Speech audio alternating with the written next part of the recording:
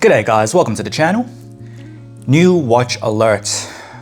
Bloody hell, this is the second one of the month, but this time around it's a bit of a fate scenario here. Fate kind of actually brought this together, and this new watch alert is with the Cartier Santos dual time. Now, this is basically a Santos large. I used to own the Santos medium, but my biggest complaint with that was the bracelet fit was always off to me. It was either too loose or too tight, never in between.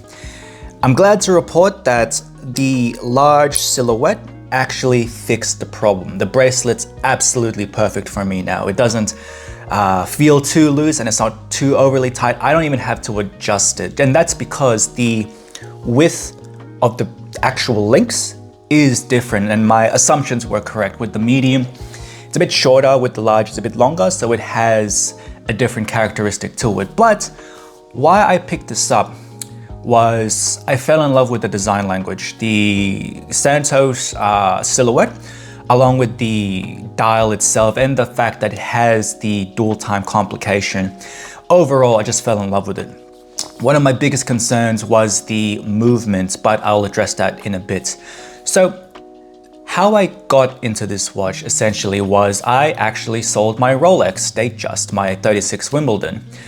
However, I didn't sell it to actually buy this watch. I sold it for the pure purposes of putting that money into different things. Now, when it comes to investments and my own personal savings account, because this is just a hobby of mine, I'm not made out of money, I don't ever dip into my personal savings account, because that's purely for my own liquidity as well as for a rainy day. Now, the rule of thumb that I love to follow is I want to survive at least 1 year where I don't have a job. So in terms of my expenses, let's say if it's $3,000, $4,000, $5,000 a month, I need 12 months worth of that, so 5,000 times 12 as an example, in order for me to feel comfortable with myself. So never touching that. In terms of the money I use for other things like your investment opportunities and assets and things of that nature, I have a specific fund that I like to use, or that I do use, in order to fulfill those things. And different opportunities have popped up. I thought to myself, look, I don't want to dip into my savings, and I also don't have enough in my investment side of things, my investing fund, to actually go pursue these opportunities. So, as I mentioned in my Rolex video, I don't wear the watch much. It's not really the go-to for me as well. And not only that, I have 4 Rolexes, or I had 4 Rolexes, so it's very Rolex heavy within the collection. So I thought to myself, let's see how much it's worth and then go from there. Now, I won't tell you how much I sold it for because it's just for privacy reasons for the guy that bought it off me. But retail, which I got retail on it, was around 13.5, something like that, around that 13K range. I got an offer where I couldn't refuse it. So it was more than enough for me to actually buy the new assets and clear that out essentially. So look, in the end of the day, watches are a hobby. If you had the opportunity to get into something like an investment, a business, a revenue generating asset, whatever it may be, something that's gonna make you money in the long run, flip the watch, man. That doesn't matter, man. You need to set yourself up for the future so you can buy more watches later on. So you know what? Datejust was great, just didn't wear it. And it netted me more than enough to cover the opportunity, as well as look into other watches. Now, I wasn't gonna buy this because the retail was around $14,900, and as I mentioned in my previous first impressions, you can get basically 10% off. I got more than that off, right? Again, I'm not gonna disclose how much I got off for privacy reasons and respect to the people that I bought it off, but I will say this, I went into the Hourglass here in Sydney, and I didn't know that there were a Cartier AD because it's very hard to find information online, but I just stumbled across them while I was doing meetings at work. So after work, I popped in. They had this sitting there, brand new, still in the wrapping and stuff. That's the only one they had in stock. And I just had a frank discussion with them. So just to wrap up the buying process and the buying journey, sold the Rolex. They just got a lot more than what I wanted for it, which was great. Went to the Hourglass, got a lot less than what I was gonna pay for it, you know, because I'm not gonna pay retail for it. It's not worth retail, but a lot more than the 10% I was initially offered. And yeah, it just made cents essentially. So I don't wear the Rolex much, get rid of that, make some profit, use that to buy investments and asset opportunities, and then use the remaining balance to actually fund the Santos. So, you know, one watch in, one watch out, asset, everyone's happy. By everyone, I mean me. So, the Santos dual time. It's basically the Datejust in Santos form, really. As you can see from the dial here, it's a beautiful sunburst gray or rhodium. And it has the Roman numerals like the Datejust Wimbledon. It has a date in the same place like the Datejust Wimbledon. However, it has the dual time function, and you can honestly say the dual time function's probably two complications in one, because it has a day and night indicator along with the actual 12-hour denomination to tell you a different time zone. It's magnificent, and for me, I travel a lot for work. I work with different time zones, internationally as well.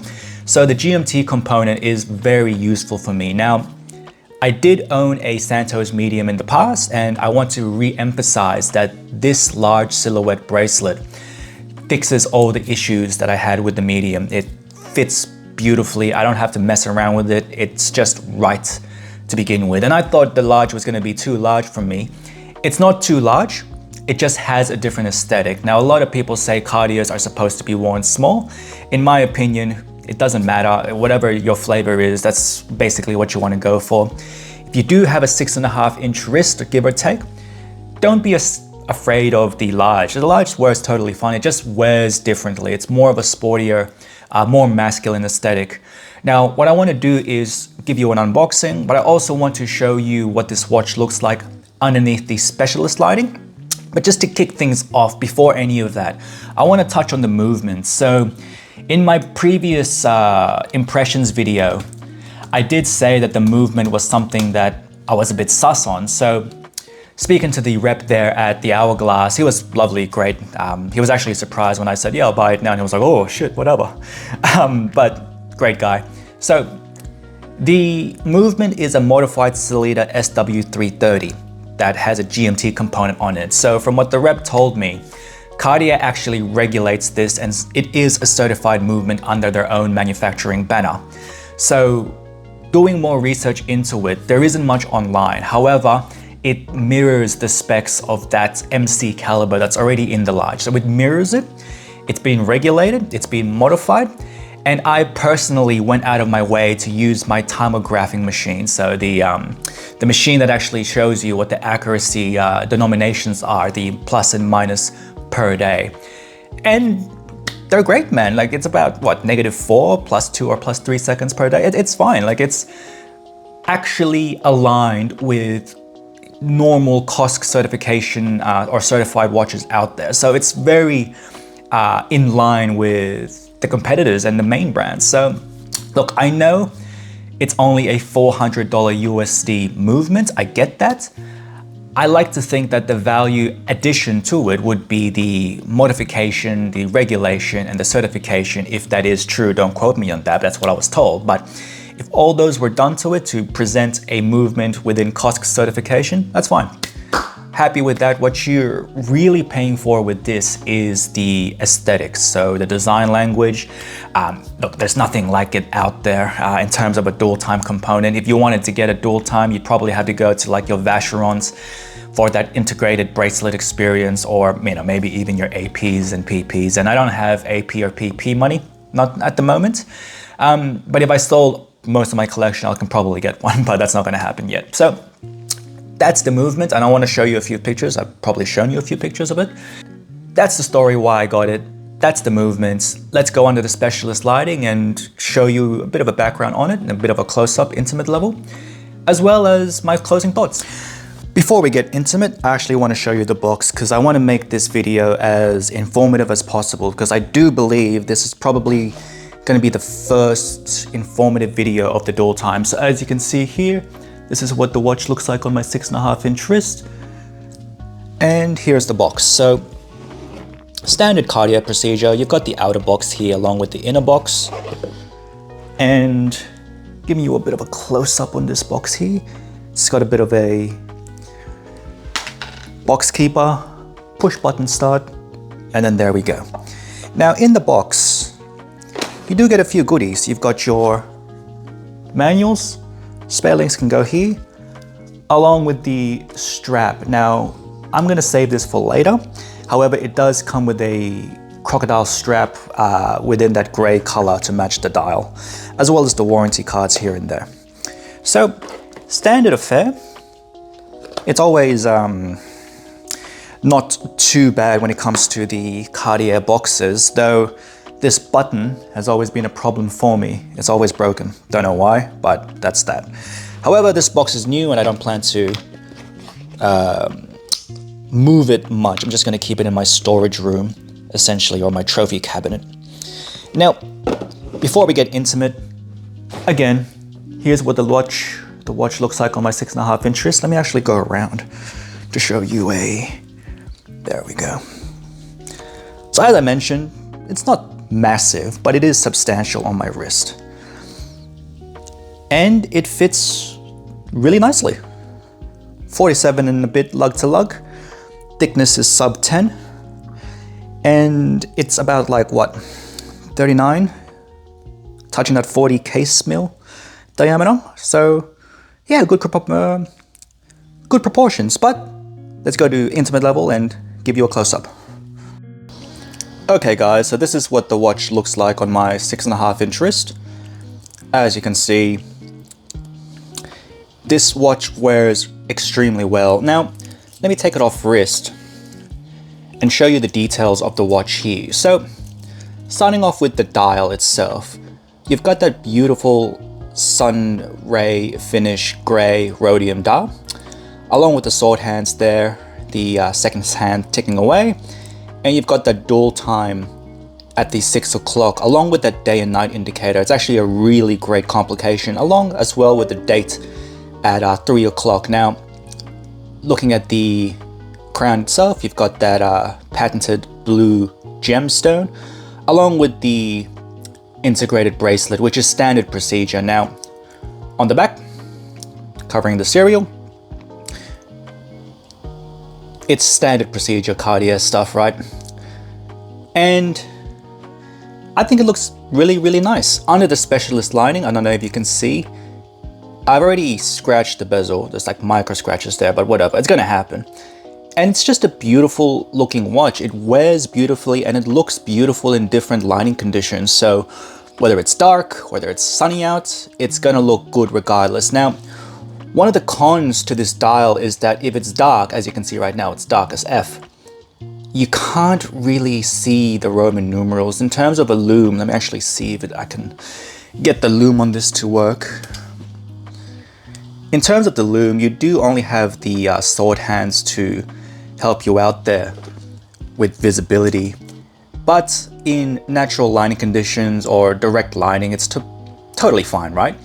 The AR coating is something that's to be desired, but that's just kind of standard Cartier procedure. And overall, it's a neat package. I don't have to spend too much time on this close-up here because it's very straightforward. It's more or so focusing on the design language rather than anything else. And as I mentioned previously, I did tests on the accuracy. The accuracy is fine. So the movement itself that's being used in the watch, the Sellita, what is it, SW330 or whatever, it's fine, right? From what Cartier told me, as I mentioned, it's regulated and it does the trick. However, you buy this watch for the design language. So chucking it back on my 6.5-inch wrist. There we go. It's a more masculine wearing watch, where the medium is more of like a contemporary dressy feel. This one is more of a sporty feel. And the GMT function is my favorite complication. It's actually quite useful for me. And as you can see down the barrel there, the lugs don't go past my wrist. It actually wears really, really flat. I'm doing an awkward pose at the moment to try and get this on camera, but as you can tell, wears flat. It'll fit under a dress cuff totally fine. Before we go to the closing thoughts, I also wanted to give you a bit of a body shot as well. So quick tidbit, I want to start doing more of these full body shots to show you what a watch looks like on wrist, because in the ADs or the boutiques, they actually provide full body mirrors in order for you to check yourself out. The reason for that is your body proportions, your height, your width, your weight will also determine how the watch wears on you. So typically with taller people, watches would look proportionate from a full body perspective as opposed to actually shooting it from a camera. So this is what the dual time looks on wrist. Here's me folding my arms, doing a bit of a praying. And as I get closer, it gives you a bit of an idea on what it'll actually look like on you. So for reference, I'm about 6 foot tall. I weigh about 68, 69 kilos.